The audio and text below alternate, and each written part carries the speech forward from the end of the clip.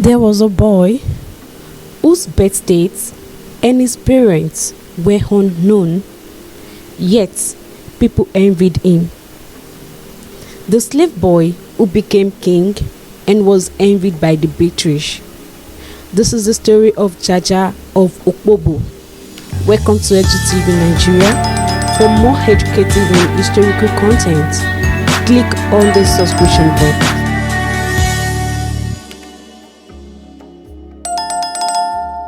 Jubo Ojuboga was the first king of Opobo. He is called King of Opobo.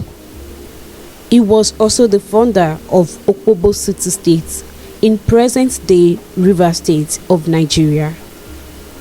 He was born in Imudora, Amaigbo, Imo State, in the year 1821. His actual birth name is unknown, and also the identity of his true parents. The Igbo land in the 18s was in chaos as it saw Europeans invade the land for slaves in exchange for firearms, tobacco, bullets, and black slave riders were invading different regions and selling Igbos to slavery. After he was kidnapped, he was brought to Ijoland and taken to Bonny Island, River State. There, he was renamed Juboga by his first master and later resold to Chief Alali, the head of Opobo Manila group of houses. It was here that the British, who couldn't pronounce his name properly, gave him Jaja. From the 15th to the 18th century, Opobo, like the other city-states, gained its wealth from the profits of the slave trade. This thriving business was not enough to make one rich as well as give him popularity. However, the abolition of the slave trade in 1807 was supplanted by the trade in palm oil. In itself was so vibrant that the region was named the Oil Rivers area. Astute in business and politics, Jaja became the head of Anapepo House, extending its activities and influence by absorbing other houses, increasing operations in the hinterland and augmenting the number of European contacts.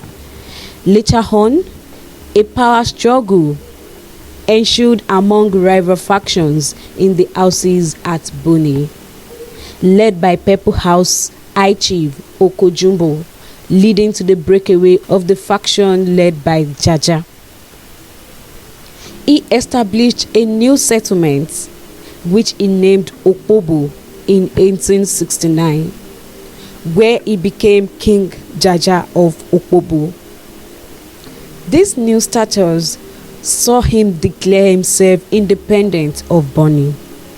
Opobo soon dominated the region's lucrative palm oil trade and became home to 14 of what were formerly Bonny's 18 trade houses.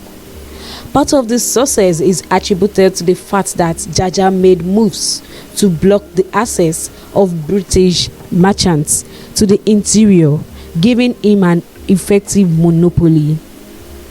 At times, Opobo even shipped palm oil directly to Liverpool, independent of British middlemen. Apart from the fact that he was a wealthy merchant and a very diplomatic man, he was also a man of honor and power. This is exemplified when he aided the Queen of England in a battle in the Gold Coast, which is the Ashanti War, and was awarded a Sword of Honor from Queen Victoria in 1871.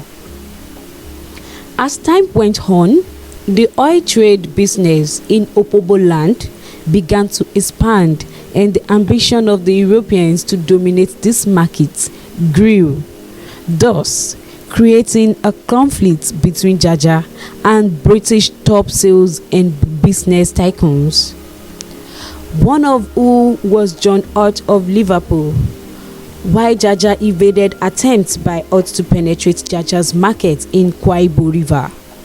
Liverpool members of the African Association were pressing for strong action against Jaja over what they described as falling rate of profits.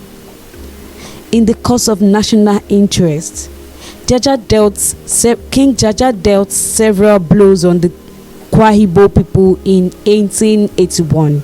He raided about 7 of their villages, captured many, and executed about 100 people for engaging in direct trade with Europeans. Even when the British came up with funny tricks and laws to outrun Jaja in the quest of control of the oil region, like a game of chess, he always checkmated them, and this angered the British the more. At the 1884 Berlin Conference, however, the other European powers designated Opobo as British territory, and the British soon moved to claim it. When Jaja refused to cease taxing British traders, Henry Hamilton Johnson, a British vice consul, invited Jaja to negotiate in 1887. By September of 1887, Johnson brought a warship named HMS Goshak to Opobo and invited Jaja on board. He assured Jaja that nothing will happen to him. When he went on board, he was given 2 bad choices by Johnson.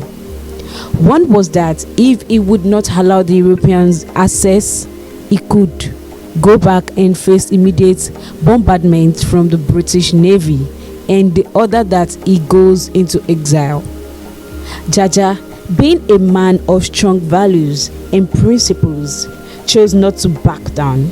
The British arrested him and tried him in Accra in the Gold Coast, which is now called Ghana. Then took him to London for some time, where he met Queen Victoria and was a guest in Buckingham Palace.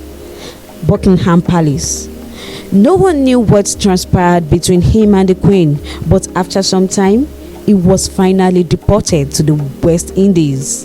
While in exile in the Caribbean, his presence was alleged to be the cause of immense civil unrest among the people of Barbados. Fight for Jaja's freedom. After years of campaigning for his freedom, Jaja was moved to the island of St. Vincent, Cape Verde, off the coast of West Africa, to prevent the possibility of a revolt. Jaja eventually won his liberty after years of fighting against his wrongful abduction, and it was agreed by the parliament that he could be repatriated to his kingdom state of Opobo. Jaja, now well advanced in age, longed to see his beloved Opobo land again. He was moved around from one place to the other around the West Indies so that his family lineage can be traced in St. Vincent.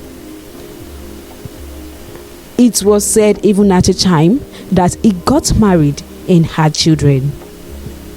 In 1891, Jaja was granted permission to return to Opobo, but died en route, allegedly poisoned with a cup of tea in June. His body was shipped instead to Canary Islands, where he was buried. Following his exile and death, the power of the Opobo state rapidly declined.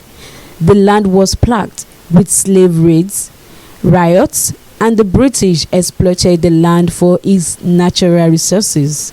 After many years of clamor and protest, his body was properly exhumed and sent back to his beloved Opobo kingdom, where he was laid to rest.